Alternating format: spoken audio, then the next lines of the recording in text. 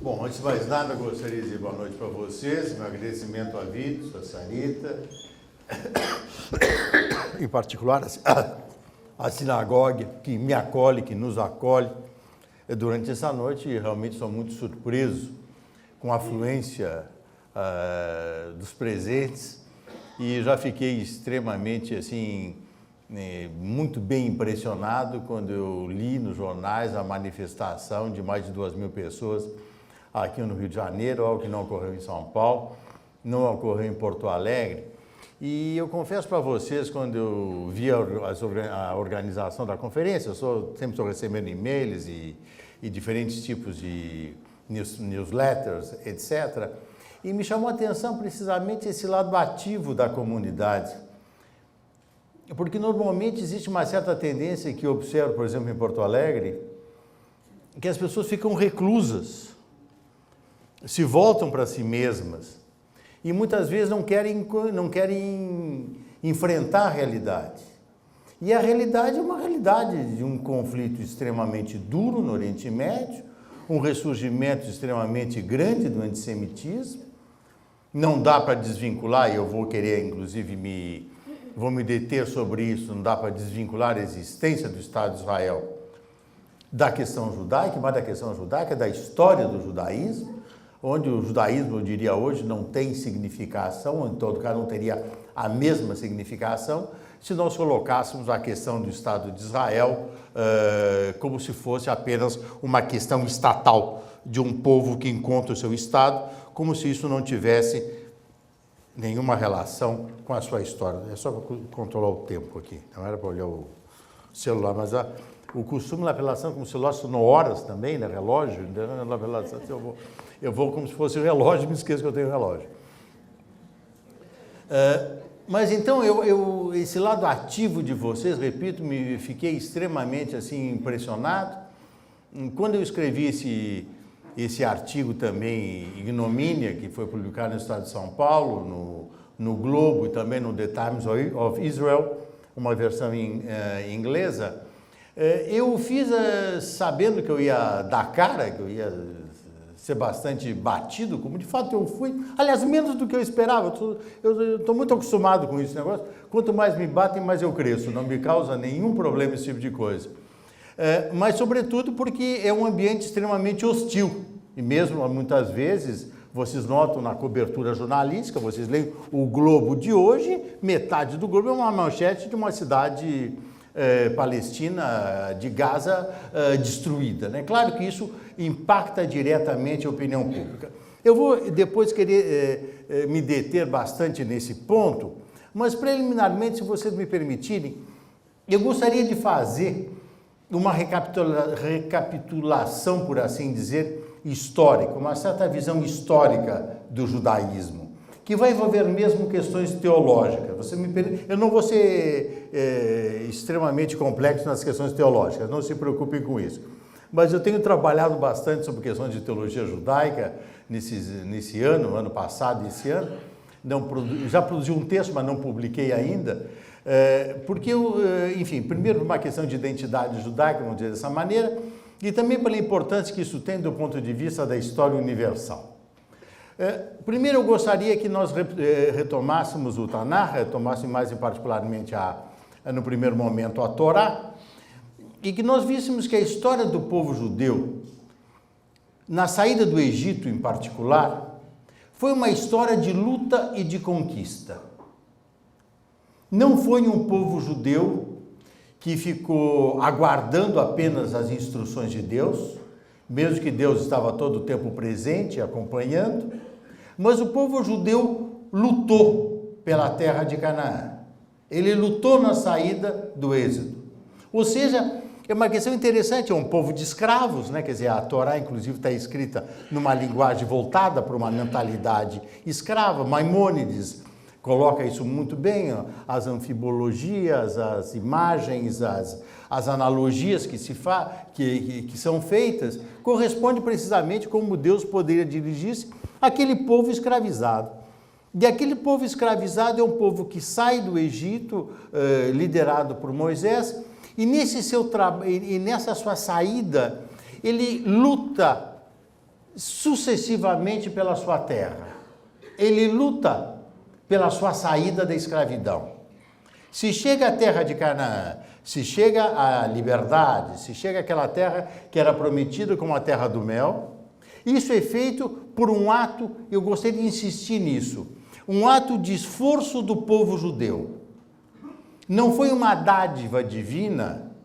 Se nós entendemos por dádiva divina, algo dado que não careceria nenhum esforço. Não é a graça no sentido cristão da palavra. Ou seja, é um dom de Deus que tem que ser acolhido, assumido, e ao ser assumido, o povo judeu deve lutar por isso. Depois nós temos, essa é uma tradição, e vocês notam que essa tradição é uma tradição que foi muito clara também na história dos Macabeus. Mesmo quando nós festejamos Hanukkah, por exemplo, nós vemos os judeus lutadores. Mesmo que lá pelas Santas pode escolher o suicídio como última alternativa. Mas se coloca a questão do judeu que luta, não do judeu que padece. Isso, do ponto de vista teológico, vai colocar a questão do livre-arbítrio. Ou seja, Deus deu aos homens, e no caso ao povo judeu, o exercício do livre-arbítrio. Ele deve seguir os mandamentos, deve seguir a Torá, deve se aproximar do Eterno, deve se aproximar do Único, e o faz, inclusive, ao preço da sua própria vida, se por isso for necessário. Nós temos uma outra tradição no judaísmo, que está muito presente na tradição dos profetas. Ou seja, o povo judeu se afasta dos mandamentos, ele vive no pecado e é penalizado pelo pecado. E é vítima das piores atrocidades. Então isso coloca uma questão que é importante, porque atrocidades, massacres sofridos pelos judeus têm um significado.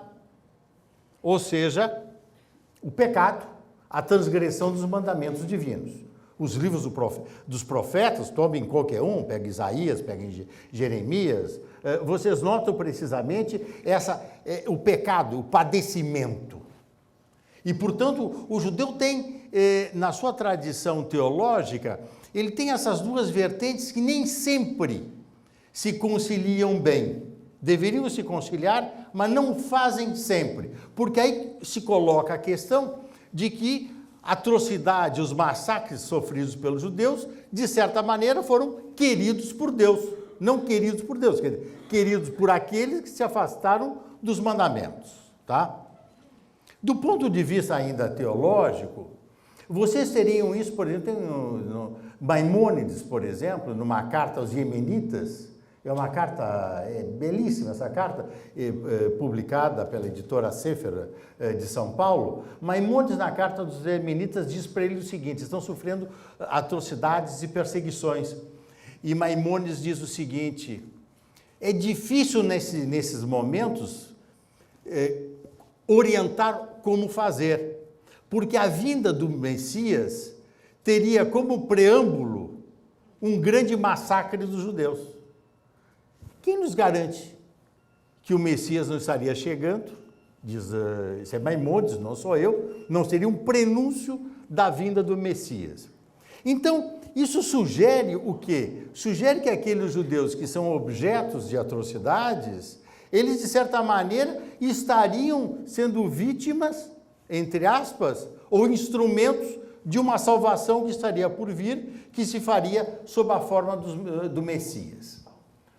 Essa tradição judaica, por assim dizer, ela terminou marcando muito o judaísmo no século XVIII, no século XIX, nas comunidades tanto sefaraditas quanto askenazi, e nós observamos nesse processo que esses judeus que estavam sofrendo esse tipo de padecimento eram judeus que, de certa maneira, estariam presos naquilo que em filosofia ou em teologia se chama a teodiceia, ou seja, o mal sendo uma condição para a realização do bem.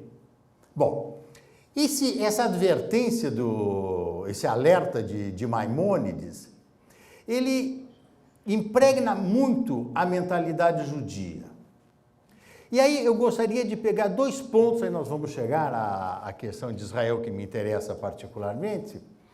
O século XX é marcado, do ponto de vista da história do judaísmo, por 2 grandes eventos. Desculpe se eu os trate como eventos, embora não sejam muito dissimilares na sua significação, que é, de um lado, Auschwitz, o Holocausto, e de outro lado, a criação do Estado de Israel.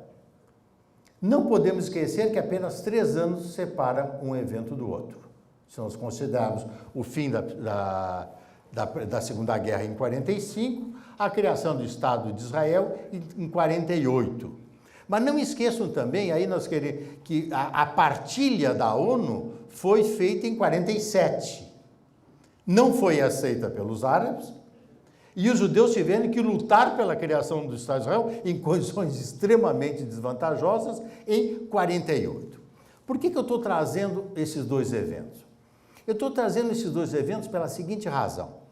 Auschwitz é um símbolo do mal, para nós sermos mais precisos, mas é um símbolo do mal onde comparece muito o judeu que padece. Quer dizer, se utiliza muito a expressão dos judeus que ia para o matadouro como um rebanho. Ou seja, será que aqueles judeus, de certa maneira, não tinham em mente, na sua formação religiosa, o que tinha acontecido ao povo judeu no tempo dos profetas? É uma questão que nós podemos perfeitamente colocar. Nos cabe pensar, e nos cabe pensar, nos cabe indagar. Bom, será que não há precisamente isso? Embora nós saibamos que nem todos os judeus fizeram isso. Nós temos o gueto de Varsóvia, nós temos as lutas de Sobibor, por exemplo, do ponto de vista dos guetos. Tem um novo livro esplêndido agora sobre o gueto de Varsóvia, que foi publicado em inglês, mas que o autor é o Moshe Arens. Está sendo traduzido agora pela editora Sefer também, e é curioso, porque vai mudar a história do gueto de Varsóvia, porque mostra precisamente o papel da direita e não da esquerda do ponto de vista da sublevação. É bem interessante o livro nesse sentido. Mas o que mostra Sobibor? O que mostra o gueto de Varsóvia? Mostra a tradição dos macabeus. Mostra a tradição dos judeus que lutam. E lutam sabendo que vão morrer, inclusive. Agora, o judeu, cujo símbolo muitas vezes é Auschwitz, é o judeu que vai como vítima, vai como rebanho. E é curioso, porque se vocês tomarem, por exemplo, as análises, desculpa um pouco a coisa de lado de filosofia, da Hannah Arendt, por exemplo, a Hannah Arendt vai insistir sobre o lado dos judeus do rebanho. Agora, se vocês pegarem um teólogo, um rabino, infelizmente não traduzido para o português, ele é notável, Emil Fackenheim, não sei se vocês conhecem, é um rabino, um filósofo, um teólogo judeu, e ele tem um pequeno livrinho que é uma maravilha, que se chama A Bíblia Judaica Depois de Auschwitz. Então ele se pergunta qual é o papel de um evento como Auschwitz, tendo à luz a Bíblia hebraica e as discussões teológicas com protestantes e cristãos. Não vamos entrar nisso agora, não se preocupem, tá? Mas a questão é exatamente qual é o significado de Auschwitz. E aí, depois de 3 anos de Auschwitz, nós temos uma situação extremamente inusitada, que é a criação de um Estado judeu. Algo que faz parte da história do judaísmo. Ano que vem em Jerusalém, quer dizer, nós temos todas as rezas do Shabat estão voltadas para essa questão. E é uma questão absolutamente fundamental que vai se colocar do judeu que luta pela criação do seu Estado, que luta pela criação da sua identidade judaica, e é uma odisseia absolutamente extraordinária. Se recria uma língua, ou seja, o hebraico, por exemplo, é retomado como língua, e, portanto, aí se coloca precisamente a questão desse povo que luta. O que eu quero dizer? Que Auschwitz, como símbolo, é o quê? É o judeu que padece, é o judeu vítima. O gueto de Varsóvia, Sobibor, a criação do Estado de Israel, é o judeu que se defende, é o judeu que luta. Tá? Por isso que eu fiquei tão, desculpem voltar ao ponto, eu fiquei tão contente quando eu vi a manifestação de vocês aqui no Rio de Janeiro. É do judeu que luta, que dá cara. Porto Alegre quiseram fazer uma coisa semelhante, me ligaram e disseram, não, nós temos medo de ser atacados. E daí? Faz parte do ônus, meu Deus. Os que ataquem que depois se justifiquem. Ou seja, isso faz parte também do processo. Da mesma maneira, quando uma pessoa escreve, por exemplo, no meu caso, que eu escrevo um artigo para o Estadão e para o Globo, eu estou dando a minha cara para bater. Eu estou dando a minha cara para ser atacado. Já. E em outros momentos já aconteceu, inclusive, até fisicamente. Né? Bom, mas o problema, então, é como se reage a isso. Então, Israel tem essa história dos macabeus, por assim dizer, que vem da Torá e que está particularmente presente na criação do Estado de Israel. Agora, aí você coloca um problema para nós fundamental, que é o problema da opinião pública. Porque depois do Holocausto, o judeu vítima teve a simpatia da opinião pública mundial e suscitou, inclusive, uma decisão da ONU com a partilha de Israel. Bom, deu a partilha, vocês agora que se virem para tornar efetiva essa partilha. E essa é realmente a história real, onde o Sheik de Jerusalém queria mandar os judeus simplesmente para o mar, quer dizer, ia precisamente para um novo holocausto, vamos dizer dessa maneira. Agora, o judeu, quando não é vítima, ele não suscita a mesma simpatia. Quer dizer, a questão que eu fiquei me colocando do ponto de vista da cobertura jornalística, o judeu não pode se defender. Ou seja, se o judeu se defende, ele é nazista. Quer dizer, é um contrassenso de tal ordem, porque ele tá baseado na ignorância, no antissemitismo, que aparece sob a forma do antisionismo. Eu costumo dizer que o antisionismo é o antissemitismo politicamente correto. Se o cara diz antisionista, tudo bem, antisionista pode, antissemita não, mas como antisionista pode, vão ficar por isso mesmo, entende?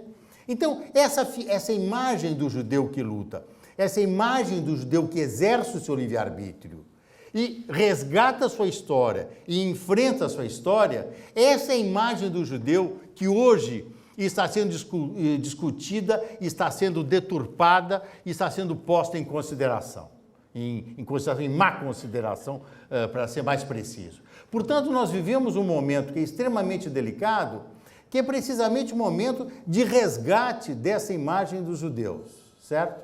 Então, vocês peguem, por exemplo, agora, essa cobertura mediática que foi feita pela maior parte dos jornais e das redes de televisão. Mas deixa eu primeiro fazer para vocês uma avaliação preliminar. A avaliação preliminar é a seguinte: todos estamos muitas vezes enojados, tanto que o meu artigo foi ignomínia, né? Talera o meu nível de indignação moral, com a cobertura jornalística. Eu vou confessar para vocês uma coisa: achei que podia ser pior. Não achei tão ruim.